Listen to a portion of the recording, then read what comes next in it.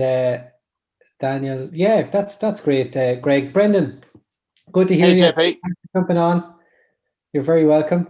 Yeah, I think Lorraine is going to join as well. I was chatting to her this morning, JP. That's fantastic. That's great. This is for anyone that hasn't been on before. It's like a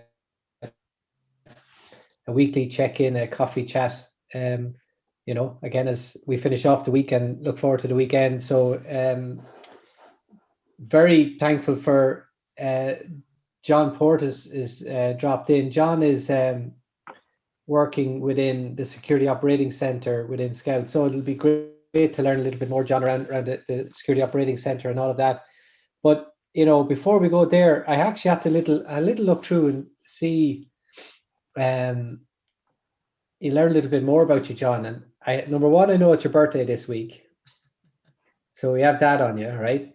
And we'll see how that goes. But you're really involved in the Super Bowl, John. You've been to 12 Super Bowls, something like that. Yeah, it's kind of a funny story. My dad I was very fortunate. My dad worked for the NFL for a lot of years, and No way. some of the perks were going to Super Bowls, Wow, wow. Except this year, of course. except this year. Yeah. Yeah, he's recently retired the past couple of years, so the Super Bowl stopped maybe a couple of years ago. Yeah, yeah. And you're a baseball fan and all that, John. What's the last few months been like for you now? Trying to, because obviously you've joined Scout last year and was it that transition? But how are you doing? Yeah, I mean, this is my first position out of college, so coming into Scout, it's pretty fresh off the block, as they say. Yeah. But I played Division I baseball in college, came to Scout. Very grateful for the opportunity. Ended up training for what was, I guess, the official training was about a month and a half, and then once you get on shift, it's just continuous learning. I've been here 7 months now, and I've learned new things every day. So, JP, you need to get John over here and show him how real man's game is. Hey, Brendan's talking about a different sport over here, John. So we'll that's a different conversation. But I think you're right. Hello, Molly. How are you? You're welcome back. How are Good, things? thank you. Good, How are you? Great, thank you. Good. So, John, one of the reasons I know you were really involved in developing threat advisory that went out last week. We actually had this chat last week and it was mentioned where a water treatment facility was breached, and effectively, the population in that area were the chemical levels within the plant had been altered by this hacker, and attempted to poison people. So it really caught our eye, and we thought we'd see if you'd pop on. Just number one, John, maybe to let us know a little bit more about what a threat advisory is. What's that process that you'd go through, and then maybe this particular incident. It happened on the 5th of February, where you might walk through it a little bit, John. And again, for those that are on the line, just a little bit more detail, John, on the incident itself and how it affected both the information and the systems involved. Yeah, no, sure. So I'll start off with what our threat advisories are and how they kind of come to fruition. Our employees in the SOC are constantly updating different channels that we have with things that they deem or find interesting or noteworthy. And then there's weekly meetings to go over, everything that's been posted within the week. And, inevitably, maybe one or two things really stick out, and we kind of pick those topics to write a threat advisory about, kind of going into a little bit more detail, investigating into what exactly happened, why it's noteworthy, and then how to mitigate your risk and make sure this doesn't happen to you. In the event of the water treatment plant in Florida,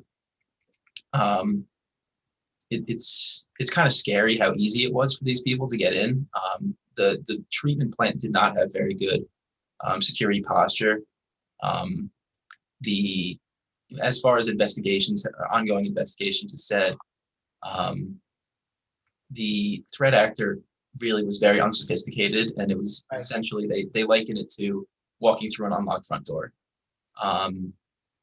The machines in the facility didn't have, they were directly connected to the internet, had TeamViewer, which is a remote access software used to, remote into different machines for work from home or whatever the case may be. And on top of that, they all had shared accounts, and all of the login credentials were the same. So as you can kind of imagine, it's pretty easy to get into that kind of system. Set the scene a bit just so I understand. So, this is a water treatment facility in Florida. How many employees would, like, is it a 24/7 facility? Like, what's the systems that you're talking about? I know there was a SCADA system, and like, tell us a little bit more about that, just to give an idea. Sure. So, I mean, as far as the facility goes and how it's kind of manned, there wasn't, at least in my research, it wasn't mentioned as, a fully operating or like 24/7, 365 type of environment. I'm sure they'd have somebody monitoring the systems at all times or they will be now.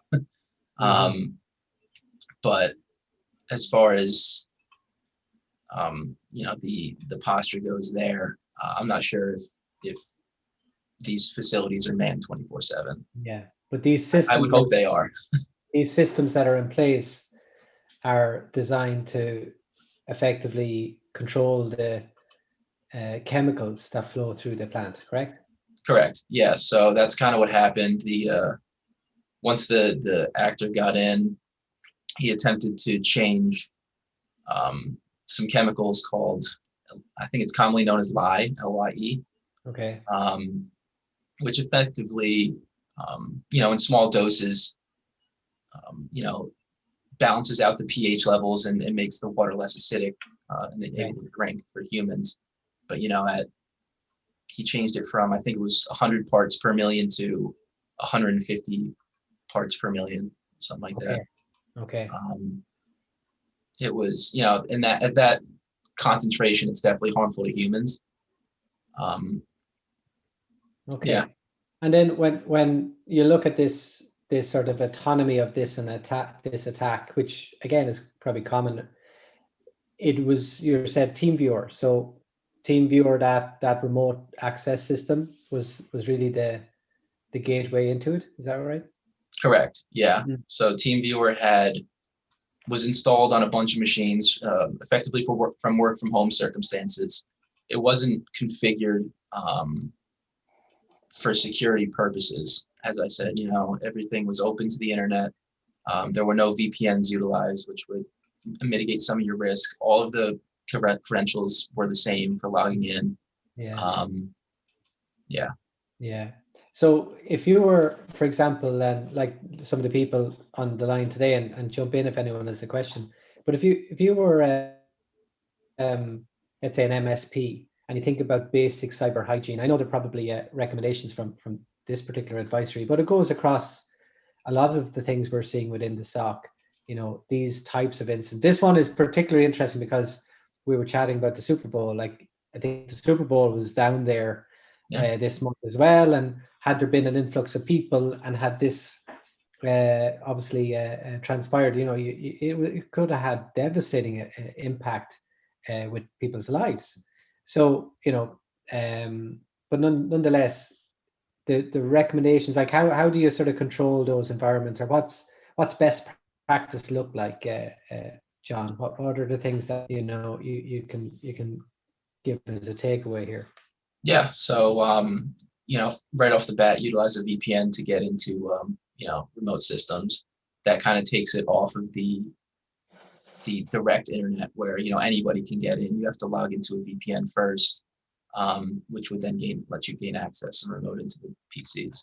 Second, having separate credentials and login accounts for each user that are provisioned to access these systems.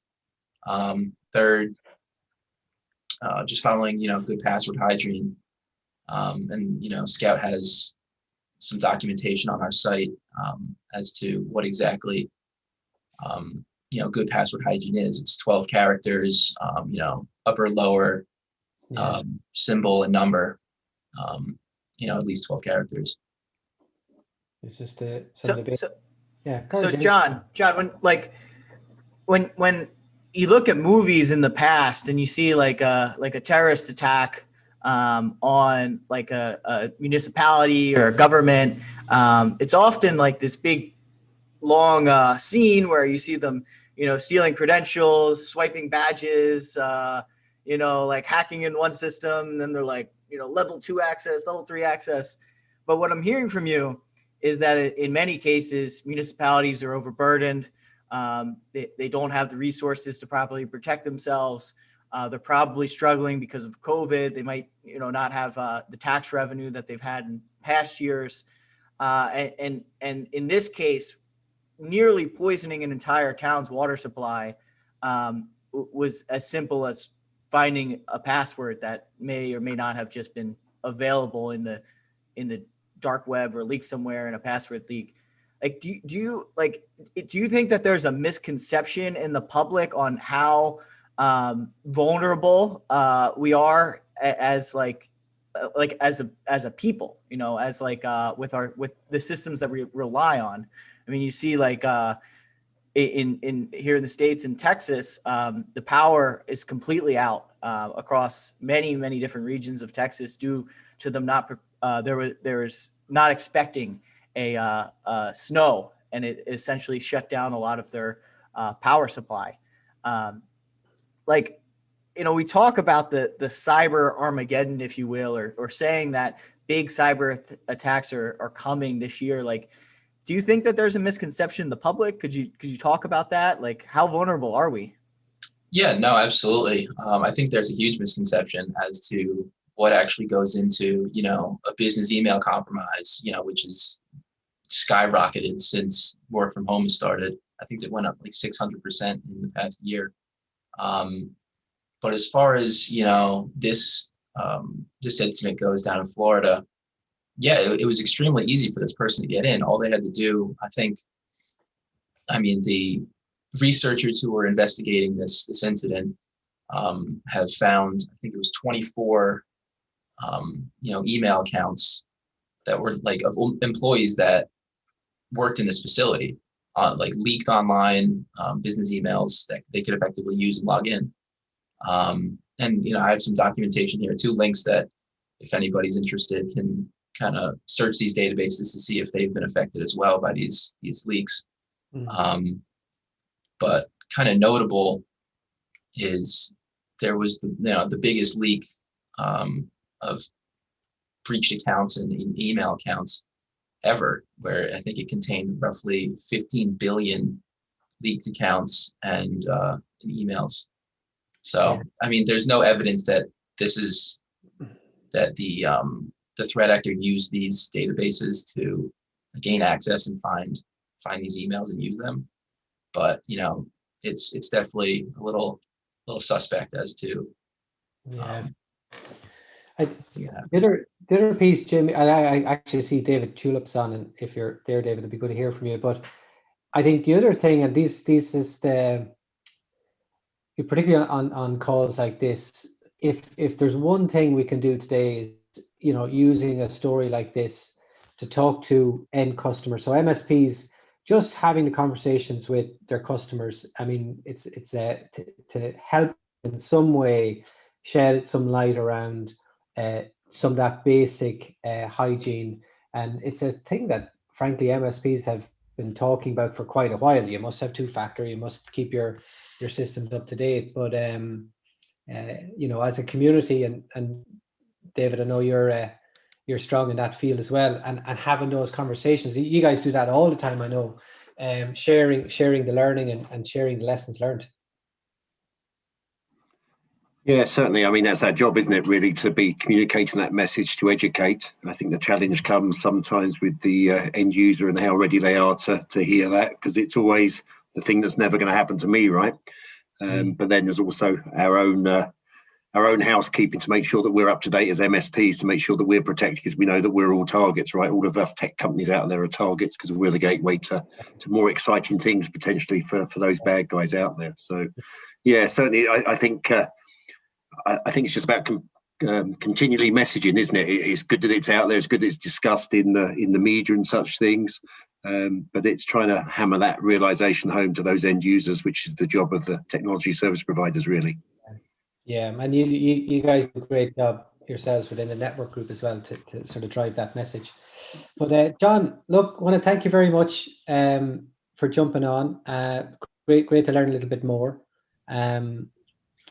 If before we finish up, if anyone has any questions, you can certainly pop them in the chat. Or now they won't involve anything got to do with England's Six Nations campaign or Ireland's Six Nations campaign, David. We're promised that's that doesn't count this year. It's COVID stricken, so no results count. Correct. That's right. We have to do it all again next year. You know, the Welsh will have another word about that. But I hope everyone has a safe weekend. Thanks for popping on. We do this every week around 3 o'clock. Just sort of break the day. You know, finish up the weekend, please God, and have a safe weekend. Yeah. See you guys. Have a good one.